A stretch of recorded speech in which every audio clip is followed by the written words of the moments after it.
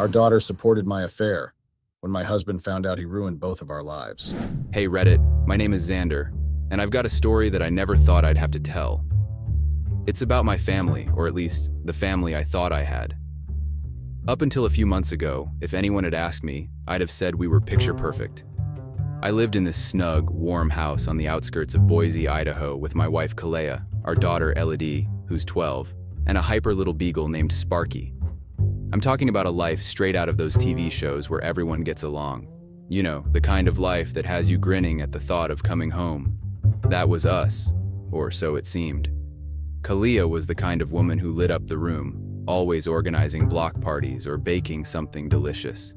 Elodie, with her wild curls and big questioning eyes, was as smart as they come, glued to her books and full of hugs for her old man. Sparky, well, he was the little furball that never failed to make us laugh, always getting into some kind of mischief.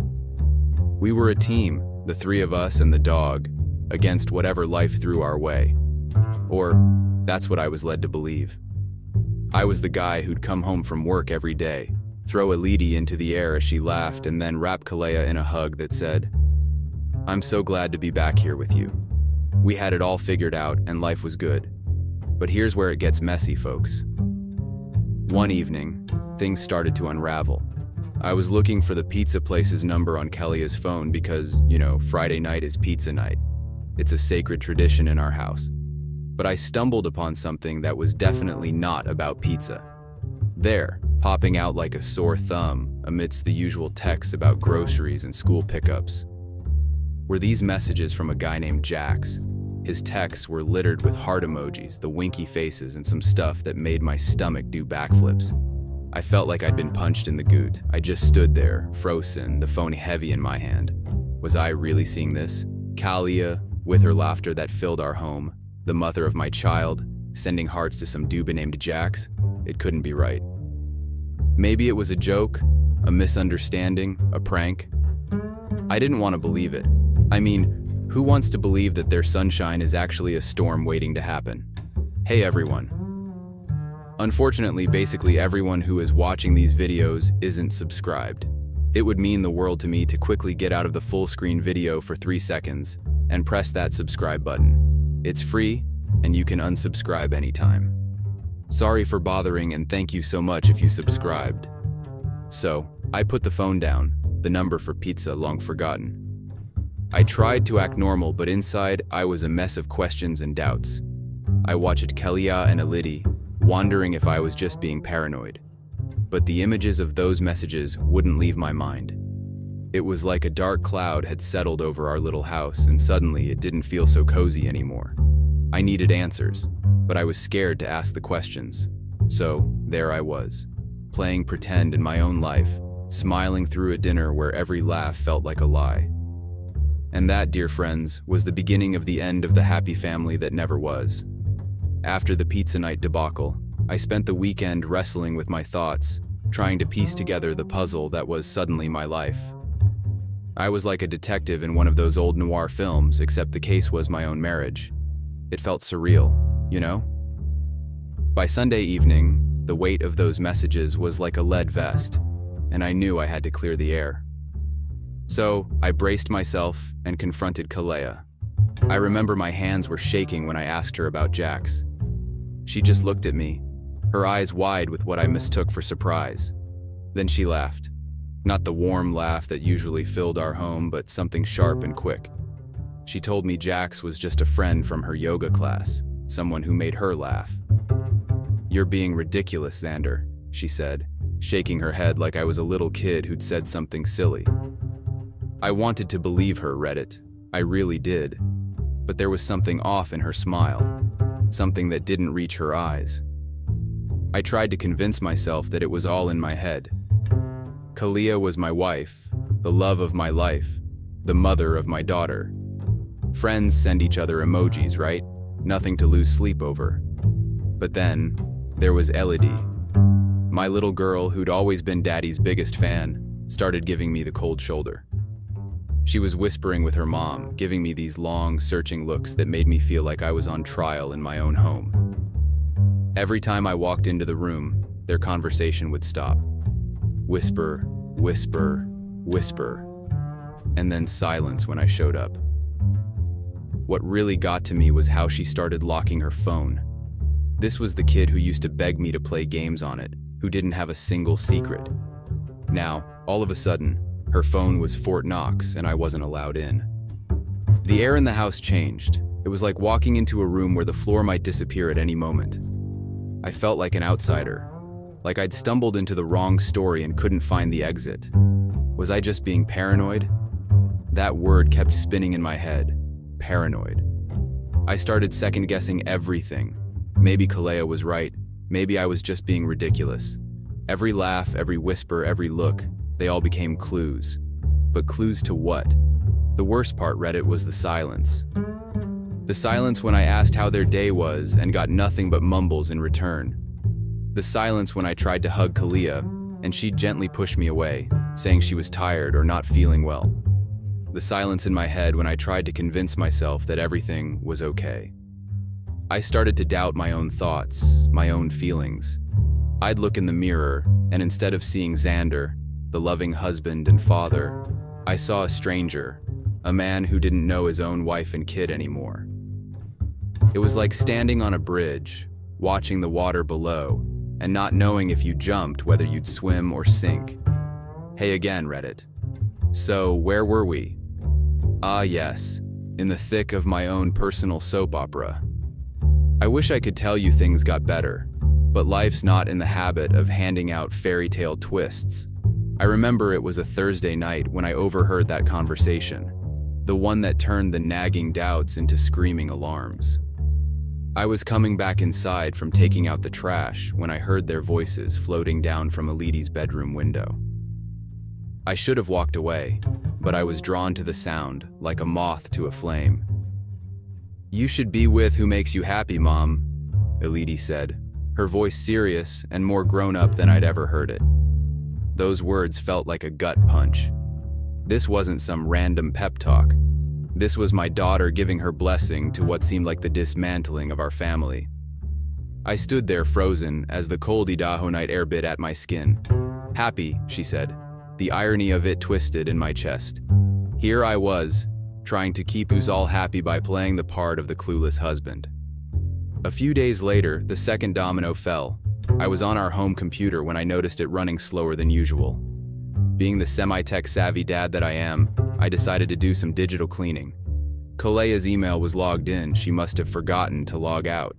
And there it was, a folder marked work stuff. Innocent enough, but the universe has a sick sense of humor. Curiosity got the best of me, and I clicked. Work stuff? Not unless her job included exchanging love letters and cozy photos with Jax, whose face was now more familiar to me than my own reflection. Each email was a hammer building a coffin for our marriage. My dearest Kalea, I long for the next time we're together. You are my true happiness. I couldn't breathe. There it was, the life I didn't know, laid bare in pixelated confessionals and JPEG secrets. My heart raced. A mix of anger and heartbreak churned in my stomach. Confrontation was inevitable. This time, I had proof, solid and undeniable. So I faced Kalea with her own words, the emails printed out and laid between us like a challenge. But she was a fortress. She denied it all, with a fire in her eyes that I'd never seen before. She accused me of invading her privacy, of being a control freak. "Don't you trust me, Xander?" she spat, as if I was the one who had brought strangers into our marriage. She turned my world upside down, making me feel guilty for uncovering the truth. And for a moment, a fleeting, weak moment, I doubted myself. I wondered if I was the villain in her story, the bad guy who snooped and pried and broke the sacred trust between man and wife. But no, Reddit, I wasn't the bad guy. I was just the guy who couldn't see the wool that had been pulled over his eyes. The guy who believed in a happy family portrait, not realizing it was drawn with disappearing ink. The stage was set, the players were ready, and the lies were just beginning to unravel. I told Kalea I had a business trip, a last-minute deal that couldn't wait, real important stuff. She kissed me goodbye with that same detached peck that had become the norm. And Olivia. She barely glanced up from her phone to wave me off. As I drove away, I could see Kalia's silhouette at the window, phone already in hand. My gut twisted. I didn't head to the airport. Instead, I parked a street over in my buddy's beat-up Camaro. There I was, slouched in the driver's seat, baseball cap pulled low, heart thumping in my chest. It felt like a stakeout in my own life, which is about as messed up as it sounds. Hours ticked by, and doubt started to eat at me. What if I was wrong? What if those messages and emails were just... what? A fantasy? A joke? But then, as the afternoon sun began to dip, painting the Boise sky in shades of fire, I saw them. Kalia walked out, dressed up like it was date night. But the date wasn't with me. Moments later, Jax appeared, that too familiar stranger. My breath hitched as they met on the sidewalk, laughing about something I couldn't hear, couldn't be a part of. Their hands found each other, and that's when my heart didn't just break, it shattered. They were headed to Luciano's, the kind of place with cloth napkins and a wait list, the kind of place we'd saved for anniversaries and whispered sweet nothings over candlelight. I followed at a distance, the Camaro's engine a low growl beneath the city sounds. From a parking spot across the street, I watched them through the restaurant window. They picked a table, our table, near the back with a view of the park. When Jax kissed her hand across the white tablecloth, it was like watching a scene from someone else's life. Only I knew all the lines. I wanted to storm in there, to flip tables and demand answers. But I didn't. I sat there, a silent spectator to my own tragedy, fury boiling over, hands clenched so tight, my knuckles turned white. It was real. All of it. The lies, the sneaking around, the betrayal. It was as tangible as the leather of the steering wheel beneath my grip. Living in a bad dream? No, this was worse. In dreams, you wake up. There's relief. But there was no waking up from this. No escape from the sting of betrayal. It seared through me, hot and fierce, leaving me to smolder in the wreckage of what I once thought was a happy life. And there, parked in shadows with a heart full of lead, I realized the depth of the lie I'd been living. This wasn't an accident, it wasn't a mistake, it was a choice, her choice. And it tortured everything. You'd think after the stakeout stunt I'd have had enough drama to last a lifetime. But there's something about getting sucker punched by life. You either lie down and take it, or you stand up and start swinging. So, I went for round 2 with the truth clenched in my fists. I waited until the next day, after the images had seared into my brain, turning every thought into a live wire. I couldn't eat, couldn't sleep, couldn't look at Kalia without seeing her laughing it up with Jax. When I confronted her, it was with a phone full of pictures, evidence that was as clear as daylight.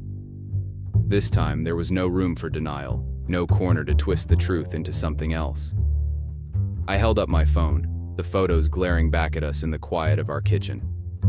"You and Jax," I said, voice steady as a drumbeat.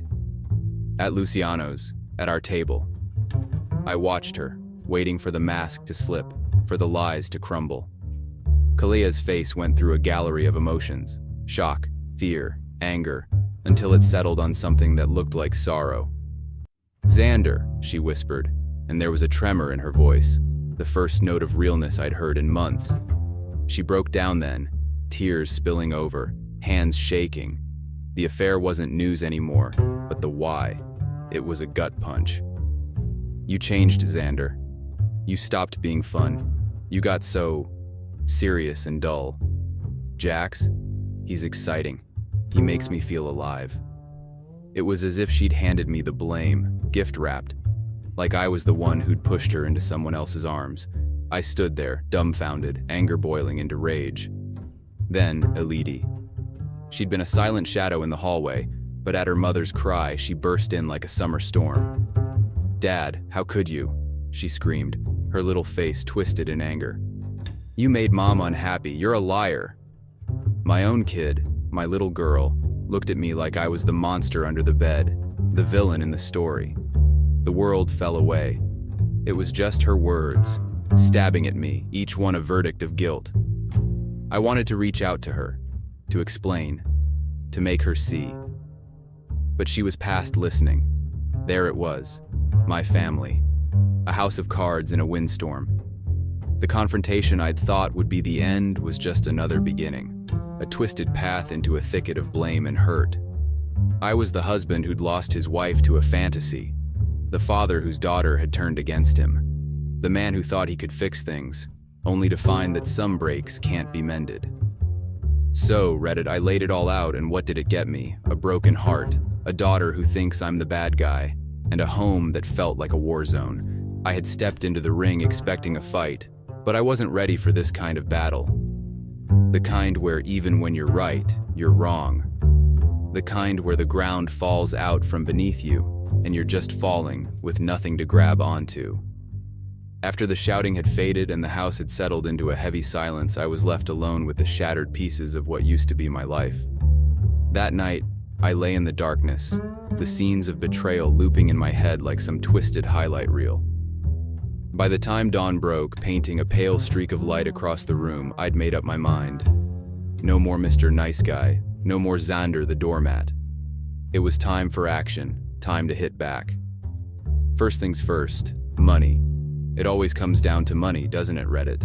I logged into our online banking with a grim sort of determination. My fingers didn't even hesitate as I transferred the bulk of our savings into a new account, just my name on it this time. Next were the credit cards. Snip, snip. All of Kalia's cards cut off. She wouldn't be whining and dining with Jax on my dime, not anymore. But that was just financial foreplay. The main event was Jax, or more specifically, his unsuspecting wife. How do you tell a stranger that their life's about to implode? There's no good way, no Hallmark card for this kind of news. I found her through social media, a smiling picture of her with Jax, hashtagged #Itzaistation soulmates.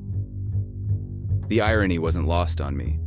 I called her, heart pounding like a drum solo, and asked if we could meet. She sounded puzzled, but agreed. We picked a neutral place, a coffee shop, where the baristas were too busy to eavesdrop. Sitting across from her, I felt like I was holding a grenade with the pin already pulled. I took a deep breath and laid it all out, the emails, the photos, the late-night whispers. She listened, her face going from confusion to horror to a kind of numb resignation. I watched her world crumble, saw the pain in her eyes, and something in me fractured. What was I doing? Was I serving justice or just spreading the pain? But there was no going back. I'd opened Pandora's box, and all the dark things flew out wild and uncontrollable. She thanked me with a voice that was barely a whisper and walked away. I don't know what happened to her after, but I knew I'd set fire to Jax's life just as surely as he'd helped torch mine. I drove home that day feeling like an avenging angel, cold and righteous. But as the adrenaline faded, doubt crept in. I'd struck back, but at what cost? Kalia's world was shaken, sure, but so was Elidi's. And Jax's wife, another victim in a game she didn't even know she was playing. Revenge is a strange thing, Reddit. It's bitter and sharp, and it spreads like wildfire, burning everything it touches, leaving you wondering if the ashes were worth the warmth. So there I was, the architect of my own vengeance, standing in the ruins of what I'd destroyed, not sure if I felt like a hero or a villain. But one thing was certain, there was no going back. The die was cast, the cards were on the table, and the game had just begun. The first domino to fall was Jax. Turns out, Jax's wife was not the kind to cry into her pillow. She was a warrior, a woman of action. She marched right up to Kalia's company and dropped the bomb about the affair, complete with the emails and photos I had given her. The company had a strict policy against fraternizing, especially the married people having affairs kind of fraternizing. Jax was out of a job faster than you can say scandal. The news of his job loss spread like a virus through our social circles. People I hadn't spoken to in months were texting me, asking if I knew if I was okay. I wasn't. I was the farthest thing from okay. Kalia was livid. The day she found out, she came at me like a hurricane, her words laced with venom. "You've destroyed everything, Xander," she screamed, her face red, her hands balled into fists at her side. "You're a vindictive, spiteful..." The names she called me would have made a sailor blush. But worse than Kalia's fury was Elidi's silence. She wouldn't look at me, wouldn't speak to me. She moved around the house like a ghost, her eyes hollow, her voice gone. She'd been my chatty, bubbly girl, and now, nothing. I might as well have been transparent. Once, when I tried to talk to her, to explain why I did what I did, she just shook her head and said, "You broke us, Dad. You broke everything." And then she walked away. That hurt more than any shouting match with Kalea. My daughter, my heart, looking at me like I was the bad guy. Like I'd willfully detonated our family life just for the heck of it. So there I was, Reddit, the man who had pulled the thread that unraveled the tapestry of his own life. I'd wanted justice, or maybe it was revenge, I'm still not sure. What I got was a lonely house and a ticket to Pariahville. It's strange how you can be surrounded by people and yet feel utterly alone. That was me. I was the man in the eye of the hurricane, watching as the winds tore everything apart. I'd started this chain reaction thinking I would come out the other side feeling vindicated, feeling right. Instead, I felt empty. There's no glory in being the agent of chaos in your own story, no matter how justified you think you are. There's just the fallout, and fallout, as I learned, sticks to you long after the bomb has gone off. As the days turned to weeks and the drama refused to quiet down, I did what I thought I'd never do. I filed for divorce. It was a word that tasted like ash in my mouth, a word that, once spoken, couldn't be taken back. The papers were stark, the black ink on white paper spelling out the end of a once beautiful chapter. When it came to Elidi, my shining star, I wanted her with me. I wanted to fight for her, to pull her out of the crossfire and into safety. But when we sat down in those stuffy offices with lawyers who spoke in sterile terms, Elidi's voice was quiet but firm. "I want to stay with Mom." It cut deeper than any betrayal. Kalea had cheated, lied, and broken our vows, but Elidi still saw her as home. So I moved out. I left the house with a bag of clothes and a heart so heavy I could barely carry it. I found a small apartment on the other side of Boise, a place with bare walls and a view of the parking lot. It was a far cry from the home I'd built with laughter and dreams. I'd sit there at night, the silence deafening, and wonder if any of it was worth it. The truth had not set me free. It had put me in a different kind of prison, one with bars made of memories and what-ifs. I missed Elidi fiercely, every single day. I'd reach for my phone to send her a message to try and bridge the gulf between us, only to remember her words and let it fall back into my pocket.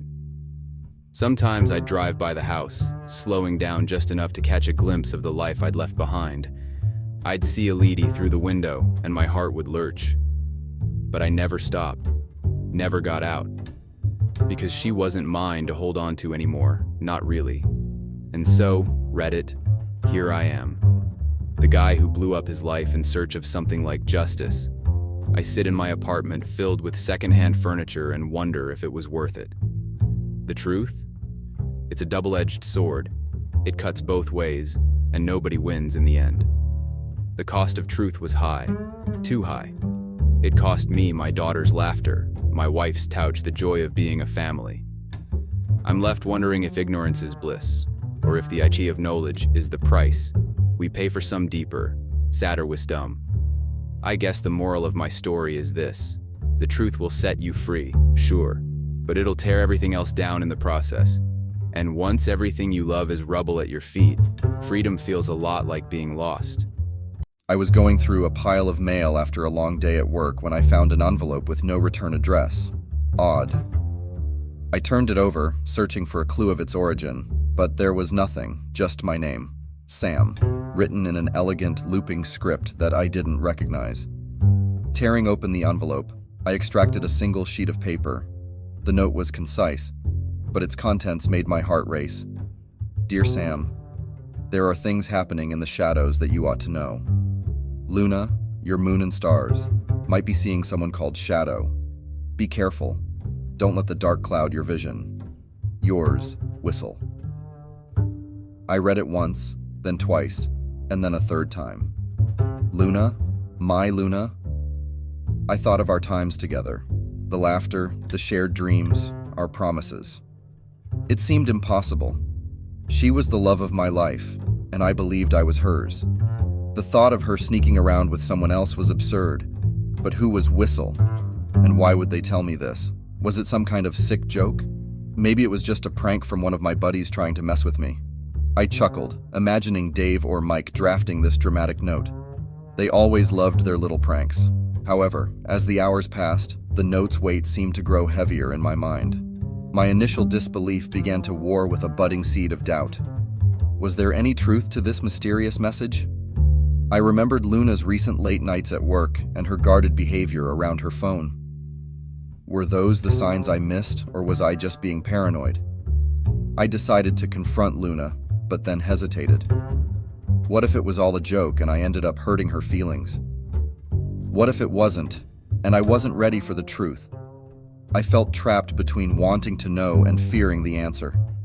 That night, I tucked the letter away in a drawer, convincing myself it was just a prank. I watched Luna as she slept beside me, her face serene and innocent. But in the deep, quiet hours of the night, the seed of doubt planted by Whistle began to take root, making me question everything I thought I knew. The mysterious letter from Whistle haunted my every waking moment. I tried to dismiss it, tried to bury it beneath the weight of routine and the mundane tasks of everyday life. But every time Luna received a text or call, every time she smiled at her screen or hurriedly put her phone away, that nagging feeling of doubt twisted my insides. One evening, as the sun's last rays painted the sky in hues of gold and purple, Luna mentioned she had to meet a colleague for some urgent work discussions.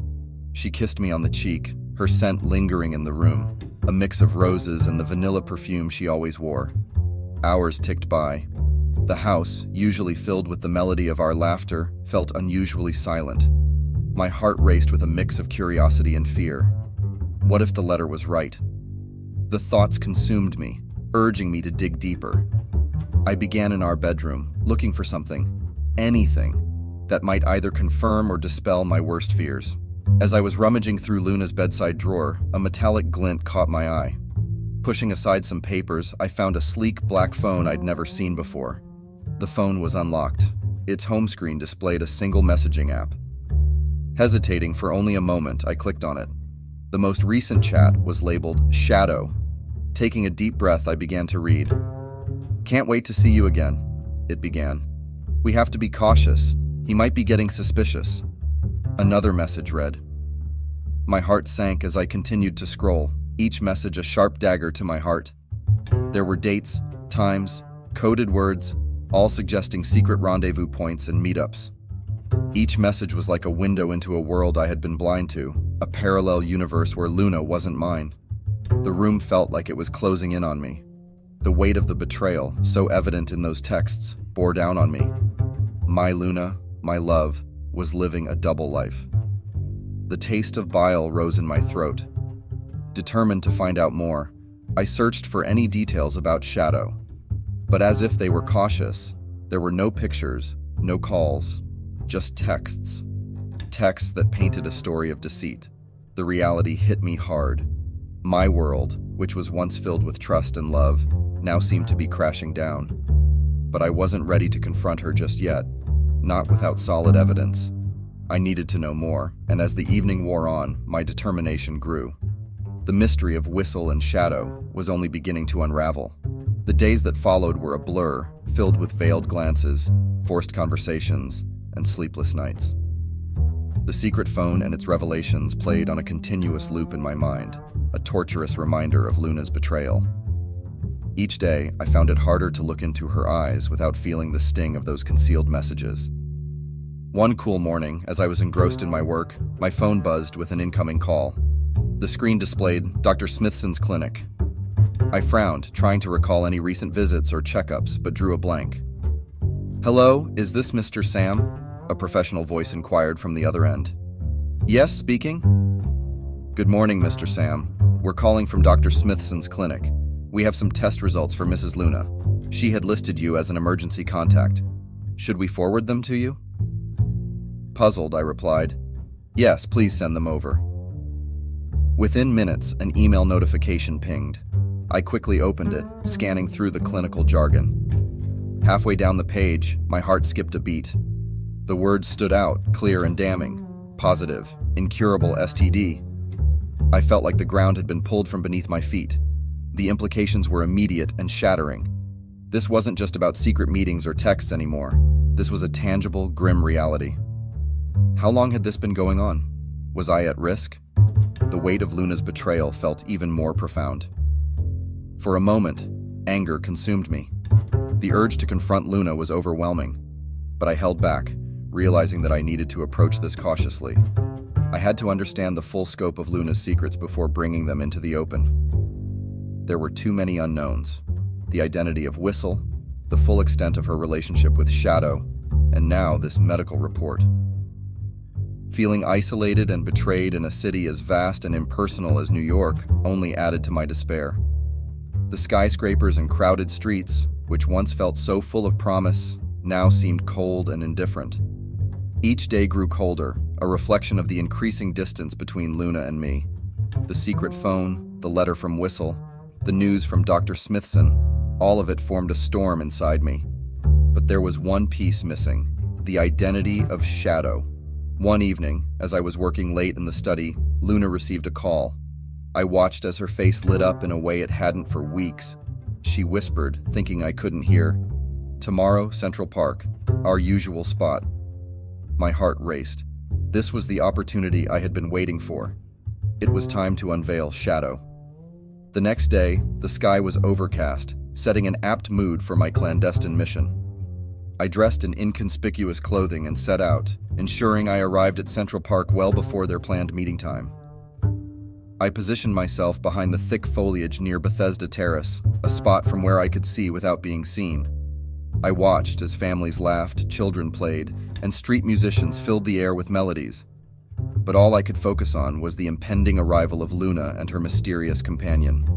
Hours seemed to drag, until finally I spotted her. Luna, looking radiant in a white dress, her hair dancing with the breeze. Not far behind her was a familiar figure, and as he emerged from the shadows, my heart sank. It was Alex, my best friend since college. The guy I'd shared countless memories with, confided my deepest secrets to, and considered a brother. They met with an intimacy that left no room for doubt, laughing, whispering, their fingers entwined. I watched, heartbroken and betrayed, as they sat on a secluded bench, lost in their world. The sight of them, so close and comfortable, felt like a physical blow. The weight of the revelation hit me hard. The deceit wasn't just Luna's, it was Alex's as well. The two people I had trusted most had conspired against me, their actions casting a shadow over years of shared memories. As they got up to leave, I retreated further into the foliage, ensuring I wasn't spotted. Every ounce of my being wanted to confront them, but I knew the time wasn't right. I had to process this, to figure out my next move. I left Central Park with a heavy heart, the sounds of laughter and mirth around me, a stark contrast to the storm raging within. The game of secrets and lies had taken a turn I had never expected, and I knew I had to tread carefully as I navigated this treacherous path. The silence of our home was suffocating. With each tick of the clock, my resolve strengthened. It was time to confront Luna. I gathered the letter, the secret phone, and the medical report, laying them out on the living room table like pieces of a shattered puzzle. When Luna walked in, she paused, sensing the heavy atmosphere. Her eyes darted to the items on the table, and for a fleeting moment, I saw panic. "Sam," she began, her voice shaky. "What's all this?" Taking a deep breath, I pointed to the letter. "Do you recognize this, Luna?" She glanced at it and then back at me, feigning confusion. "No, why should I?" I continued, my voice steely. "This letter told me about Shadow. I didn't want to believe it. But then I found this." I gestured towards the secret phone. Her eyes widened and she took a step back. "Sam, I don't know what you think you found, but you're overreacting. You're always so suspicious, reading into things." Her words, meant to deflect, only fueled my anger. "Luna," I snapped, "I've read the messages. I've seen you with him, with Alex. How could you?" She hesitated, her face pale. "Sam, it's not what you think. You're blowing things out of proportion." But I wasn't to be dissuaded. I held up the medical report. "And this, Luna, how do you explain this?" For a long moment, she just stared, the weight of her secrets pressing down on her. Finally, tears streaming down her face, she admitted, "Yes, I had an affair, but you drove me to it. You were always so busy, so absent. I felt lonely, Sam." Her attempt to shift the blame to me was a sharp slap across the face. How had we reached this point? Our love, once pure and untainted, was now buried under layers of deceit and hurt. I replied, my voice breaking, "Luna, whatever issues we had, they didn't warrant this betrayal. Not like this." She sobbed. "I'm sorry, Sam. I never meant for any of this to happen." The room grew colder, the distance between us seeming insurmountable. The pain of the revelations, the magnitude of the betrayal, left us both broken and lost. The future of our relationship hung in the balance, its foundation shaken to its core. I texted Alex, asking him to meet me at a cafe we both knew well, situated with a clear view of the Statue of Liberty. It was a place where we had made many memories, celebrated milestones, and poured our hearts out to each other. It felt oddly appropriate to confront him there. The atmosphere in New York was thick with tension as I made my way to the cafe near the Statue of Liberty. Memories of shared laughs, secrets, and milestones with Alex in this very spot amplified the bitterness of his betrayal. Upon entering the cafe, I immediately spotted Alex, seated nervously at our usual spot. His guilt was evident, but so was a hint of defiance. Without waiting for formalities, I stormed over, my voice dripping with anger. "How could you, Alex?" He looked up, startled, but quickly regained composure. "Sam, sit. Let's talk about this." "Talk? You think talking can fix what you've done?" I ceded. Attempting to de-escalate, Alex began. "I know I mess it up, but..." Unable to contain my anger, I lunged at him, grabbing him by the collar and pulling him to his feet. The cafe erupted in gasps and murmurs. "You betrayed me with my wife!" I yelled. Alex struggled, pushing me off. "Sam, stop it!" he shouted back, his face red with a mix of embarrassment and anger. We grappled, knocking over chairs and tables, causing a scene. Patrons scrambled out of our way, some shouting for us to stop, others pulling out their phones to record the altercation. After what felt like an eternity, a couple of cafe staff members and bystanders managed to pull us apart. We were both panting, disheveled, with anger still burning in our eyes. Alex, his voice shaky, muttered, "Sam, I'm sorry. I never meant for things to get this far." I looked at him, my best friend, now the source of my deepest pain. "Stay away from me and Luna," I spat out, my voice cold. Turning my back to him and the shocked onlookers, I left the cafe. In the solitude of our home, surrounded by the memories Luna and I had built, the idea began to form. Every whispered secret, every stolen glance between Luna and Alex, it needed to be exposed. Not just for me, but for everyone to see the true faces behind the masks they wore. The plan needed to be straightforward, simple, yet impactful. I decided to make use of something everyone uses daily, social media. Gathering the evidence, the letter, the screenshots from the phone, and the medical report snippet, I made a single, concise post detailing the betrayal. With a heavy heart, I typed, "Sometimes the ones closest to you hurt you the most." Underneath this caption, I attached the pieces of evidence, ensuring they were clear enough for anyone to understand, but without revealing anything too personal or confidential. Before hitting post, I hesitated, taking a deep breath. This was a point of no return, but it felt necessary, not just for me, but for others to see the truth. Within minutes of uploading, the notifications started pouring in. Shocked reactions, comments, messages of support, and those seeking clarity. Luna's phone would be buzzing with the same notifications since we had many mutual friends and family on the platform. Alex, who wasn't much of a social media enthusiast, would soon hear about it from friends or coworkers, if not from the storm on the internet. The fallout was immediate. Luna called repeatedly, her voice messages ranging from anger to sorrow. Alex texted, "We need to talk," but I wasn't ready. Not yet. The choice to expose them this way was simple, but effective. The community's reaction was a mixed bag of sympathy for me and disappointment in Luna and Alex. As the days progressed, the storm slowly faded, but the scars remained, leading me to wonder about the next steps in this twisted journey. The following days were a hurricane of emotions.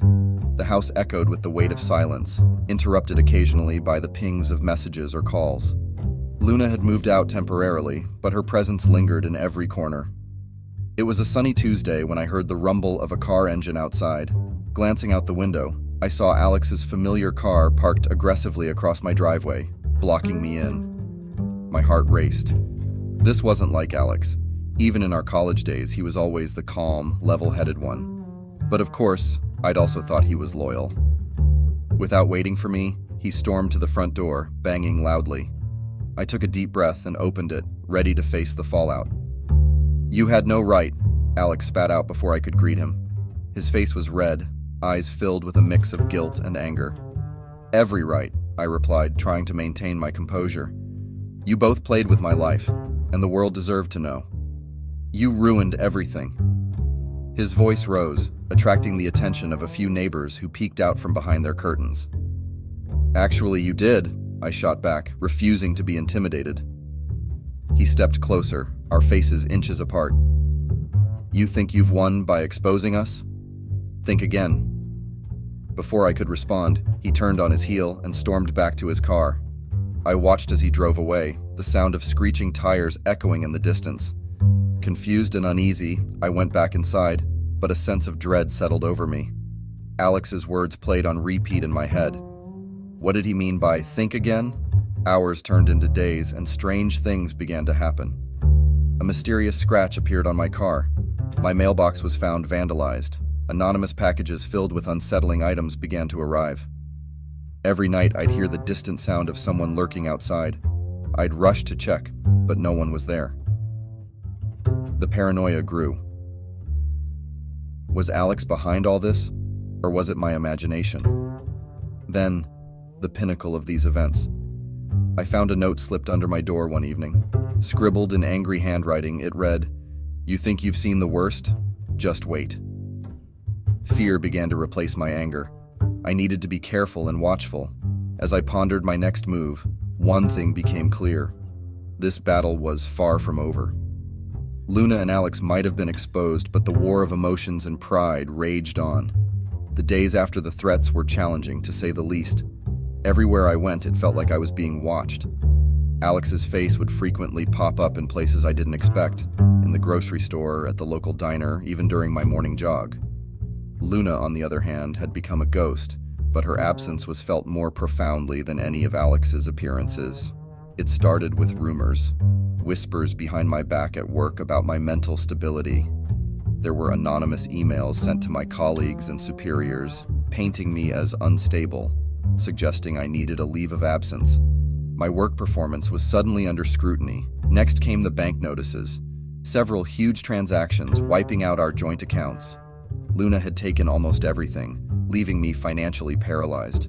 Isolated and struggling, I felt like the world was caving in on me. Friends began to distance themselves, likely influenced by Alex's or Luna's versions of the story. One afternoon, after another tense day at work, I found my house vandalized. Homewrecker was spray painted in large, angry letters across the front. My heart sank. They were determined to break me in every possible way. Desperation led me to hire a private investigator. I needed evidence, not just to clear my name, but to turn the tables and regain some control over my life. Weeks went by, and just when I thought all hope was lost, the investigator came through. He'd captured video evidence of Alex buying spray paint from a store and later defacing my property. He'd also traced back the anonymous emails to a computer in Alex's home. With the evidence in hand, I took legal action. A restraining order against Alex was my first move, followed by a defamation lawsuit. The tides were beginning to turn, but the battle was far from over. Luna was still out there, and while I had managed to shield myself from Alex, the scars of their betrayal ran deep. The road to recovery and justice was only just beginning. Months passed since the legal proceedings began, and the city buzzed with the scandal. My once peaceful and predictable life had turned into a stormy drama, and every day was a fight to reclaim my truth. Luna had gone into hiding, but I knew it wouldn't be long before our paths crossed again.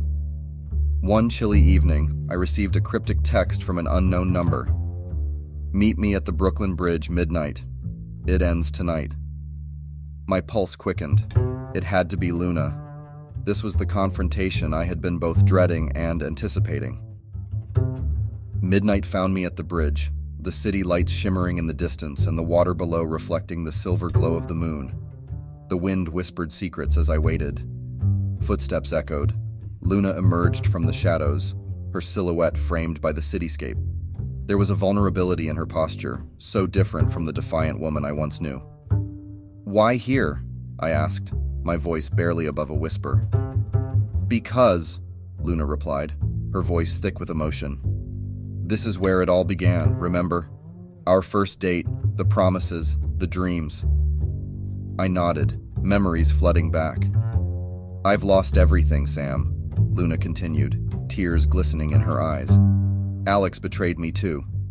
He took the money and disappeared. I was just a pawn in his game." A bitter laugh escaped my lips. "You expect me to believe that?" Luna pulled out a stack of papers. Bank transactions, letters, evidence of Alex's deception. He played us both. Going through the documents, anger turned to shock. Alex had been the puppet master, weaving a web of lies and deceit, playing Luna and me against each other for his gain. "I'm so sorry, Sam," Luna whispered, her voice breaking. "I let my vulnerabilities be exploited. I should have trusted you, talked to you." The revelation was overwhelming. While Luna had made grave mistakes, Alex was the root of our misery. "We need to find him," I said, determination seeping through. "Together." The next weeks were a whirlwind. With Luna's inside knowledge and the evidence she provided, we tracked down Alex's whereabouts. Law enforcement closed in, and soon, news broke that Alex had been captured in a remote European town, living luxuriously off the money he'd stolen. After uncovering the scale of Alex's deceit, the chilling truth was inescapable. He was far beyond our reach. Every avenue we tried to trace him down ended in frustration. The intricate network of offshore accounts, aliases, and an array of international contacts made it clear. Alex had been preparing for this escape for a long time. Luna was desperate to make amends. "Sam," she implored one evening, as we sat in my dimly lit living room, "I know I've wronged you in so many ways, but we can still start over. We can rebuild. Together." I looked into her eyes, searching for the woman I had once loved with all my heart.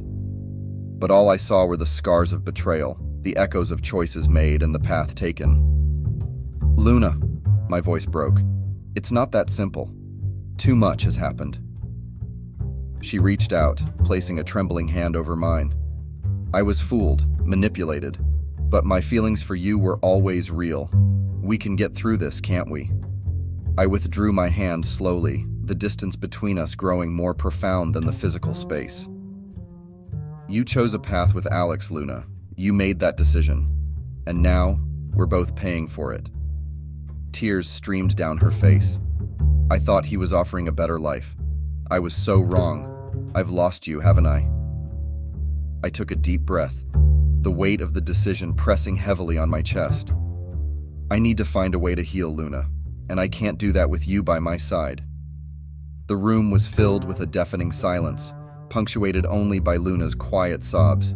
The chasm of betrayal, lies, and broken trust lay vast and insurmountable between us. Luna rose slowly, her silhouette framed against the dim light.